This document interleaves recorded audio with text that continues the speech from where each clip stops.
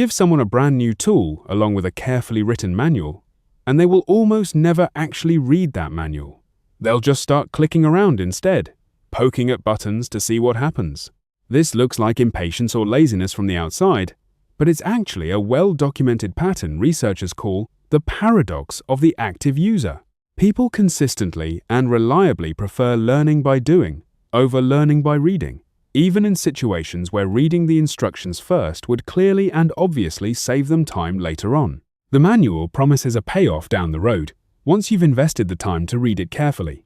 Poking around directly promises a small result right now, immediately, with essentially zero upfront cost. Given that choice, humans reliably pick the small result right now, over and over again, across nearly every single tool, app, or system they ever encounter in their working life, regardless of how many times the slower, more careful path would have actually served them better.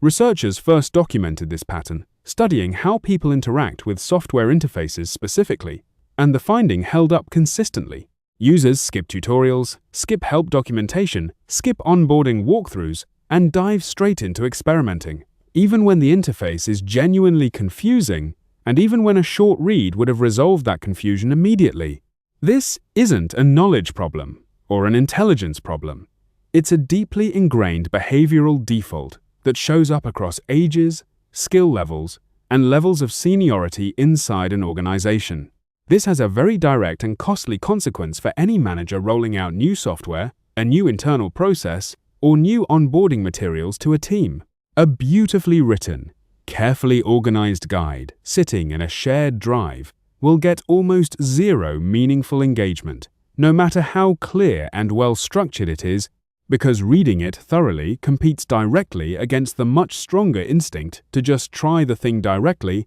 and figure it out through trial and error. Teams that assume we sent out the documentation is equivalent to "the team now knows how to do this" are consistently surprised, weeks later, when the exact same basic questions keep resurfacing in Slack channels and one-on-ones, questions that were technically answered on page 3 of a document almost nobody actually opened past the first paragraph. A concrete version of this shows up constantly during software rollouts. Specifically, a company migrates to a new expense reporting tool and sends out a detailed step-by-step guide, along with the announcement. Adoption data later shows the guide was opened by a small fraction of the team, and of those, most people spent under 30 seconds on the page before closing it and simply trying the new tool directly. The people who struggled weren't the people who skipped the guide out of disrespect for the process. They were behaving exactly the way the paradox of the active user predicts nearly everyone will behave. Reading documentation is a fundamentally weaker draw on human attention than direct interaction is, even when direct interaction leads to more mistakes along the way. New employee onboarding runs into this same wall in an even more expensive way, because the stakes of confusion are higher, and the person struggling is brand new and often reluctant to ask questions that feel like they should have been covered in the onboarding packet they were handed on day one. A thick onboarding binder or a long onboarding wiki page might contain every answer a new hire will need in their first month. Technically, but if the format assumes someone will sit down and read it linearly before starting real work, it is fighting directly against a behavioral pattern that is not going to change just because the content is well written. The fix here isn't writing an even better, even clearer manual, because the paradox of the active user isn't actually a clarity problem to begin with.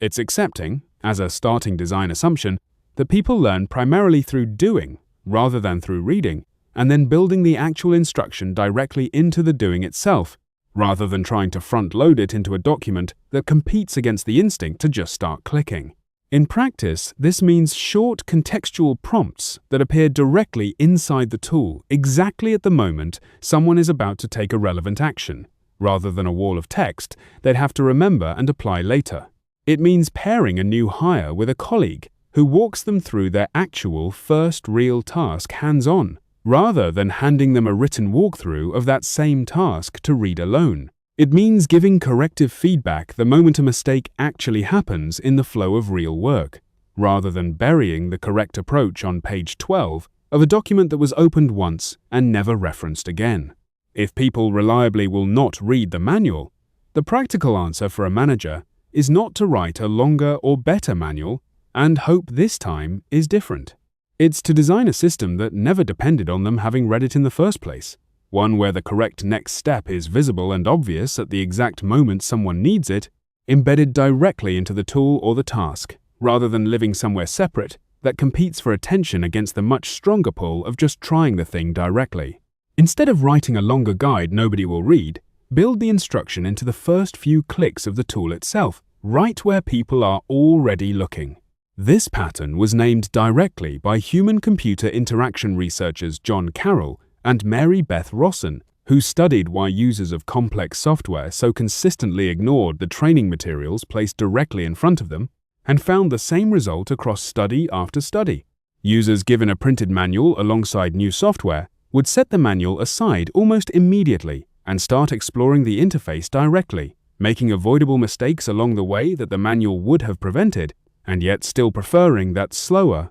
error-prone path over the faster path of reading first. Carroll and Rosson's explanation was that active exploration satisfies an immediate psychological need, a sense of doing something and making progress right now, while reading documentation defers any sense of progress until later, and humans are reliably biased toward whatever offers a payoff sooner rather than later, even when the total payoff from waiting would objectively be larger. This exact tension shows up sharply in customer-facing software specifically, where a company doesn't even get the option of mandating that users sit through training before they touch the product. A software company launching a new feature with a genuinely excellent help article explaining exactly how to use it will typically see the vast majority of users never open that article at all, discovering the feature instead through direct trial and error, or in many cases not discovering it at all, simply because it never occurred to them to look, and the feature sat unused despite working exactly as intended.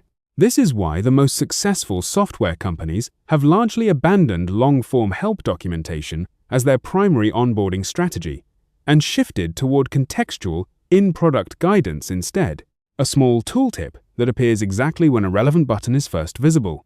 A short guided walkthrough triggered automatically the first time someone opens a specific screen, rather than a comprehensive guide sitting passively in a help center, waiting for someone to think to search for it. Internal company wikis run into an almost identical failure pattern, just with higher stakes because the information genuinely matters for someone's actual job. A detailed wiki page explaining exactly how to submit a specific type of request correctly the first time will often sit completely unread by the people who need it most, not because they don't care about doing their job correctly, but because opening a wiki page and reading it linearly requires a specific, deliberate action that competes directly against the much easier, much more immediately satisfying option of just trying to submit the request directly and seeing what happens, then asking a colleague if something goes wrong. Comparing two real onboarding approaches side by side makes the underlying mechanism obvious. One team hands new hires a 40-page onboarding document covering every internal tool and process,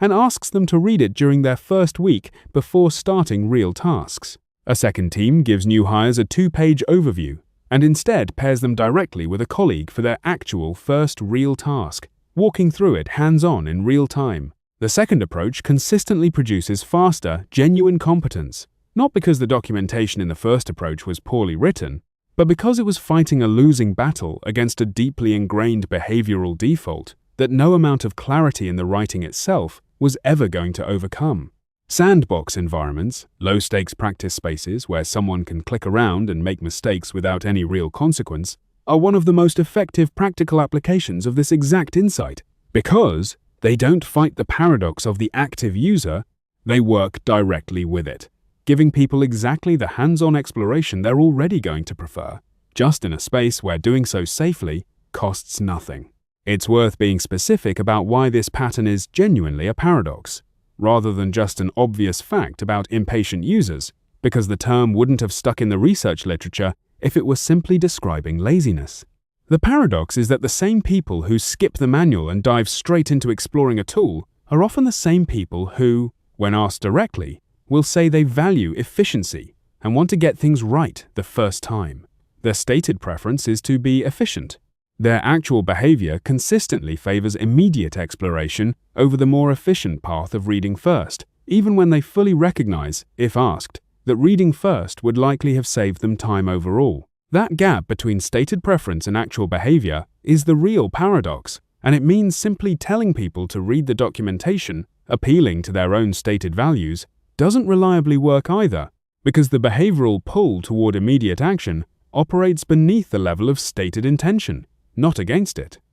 This has a direct, practical implication for how a manager should think about training compliance. If a team lead notices low completion rates on assigned training modules or reading assignments, the instinctive response is usually to make completion mandatory, tracked, and enforced, essentially trying to force the reading step to happen through compliance pressure, rather than working with the underlying behavioral pattern. This can produce technically completed modules while producing very little actual retained knowledge, since someone forced to click through a training module while their real attention is elsewhere gets almost none of the benefit that same time would have produced if delivered contextually, right when the information was actually needed for a real task. A more effective approach many product and operations teams have converged on independently is delivering critical information in small, unavoidable doses exactly at the point of use, a confirmation step that surfaces the one critical piece of information relevant to the specific action being taken,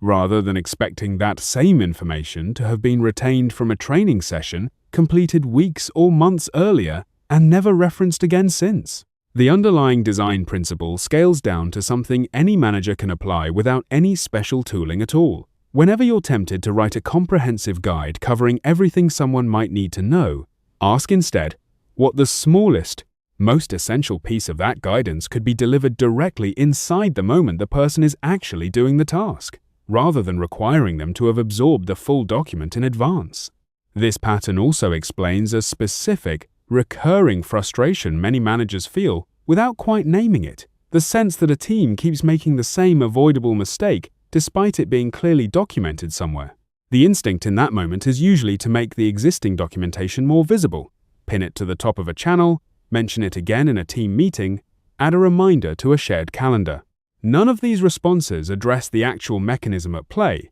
since the problem was never that the information was hard to find, it's that finding written information and reading it competes against a stronger behavioral pull toward just doing the task directly and dealing with any mistake after the fact. A more effective response treats the recurring mistake as a design signal rather than a compliance failure, asking specifically what about the task itself makes the correct path less obvious than the incorrect one in the moment someone is actually doing it, and adjusting the task itself, a clearer default setting, a warning that appears at the exact moment of the risky action, a required field that can't be skipped, rather than adding yet another written explanation to a growing pile of documentation that was never going to be the thing that changed behavior in the first place. That reframing, from a compliance problem to a design problem, is usually the single biggest unlock available to a manager stuck watching the same avoidable mistake happen again and again,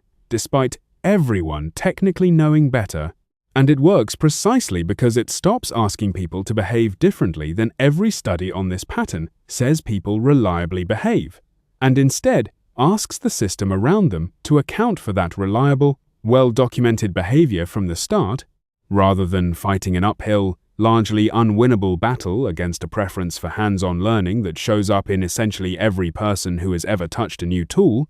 regardless of role, seniority, or how many times they've been sent the same well-written document already. Once a manager stops treating that pattern as a personal failing on the part of whoever skipped the reading and starts treating it as the default, expected behavior of essentially everyone, the whole approach to rolling out anything new shifts from writing better documents toward designing better first few minutes of contact with whatever's being introduced. That single reframing tends to be far more durable than any individual document ever is, since it changes how a manager approaches every future rollout by default, rather than just fixing the one specific document or process that happened to prompt the realization in the first place, and it keeps paying off long after any single guide has been forgotten or gone stale. It's a mindset shift a manager only really has to make once for it to keep working across every future rollout that follows. It costs nothing to try on the very next thing being introduced to the team, and the difference in how it actually lands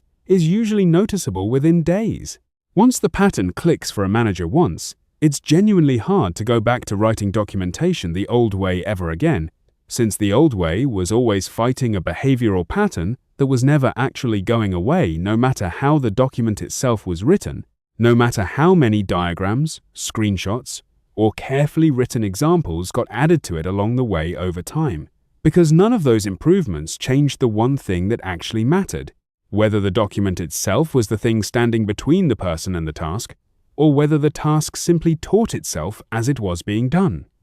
Follow along for more of these.